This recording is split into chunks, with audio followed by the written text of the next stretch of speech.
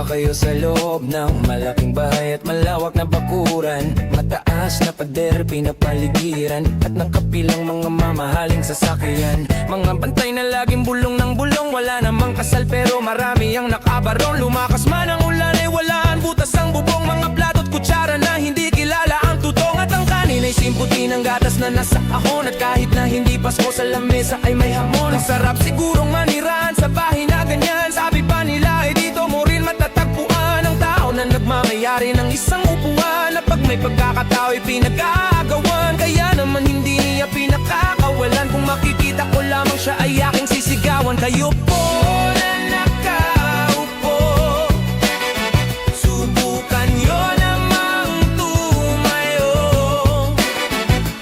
at baka matanaw ninyo ang tunay na kalagayan ko.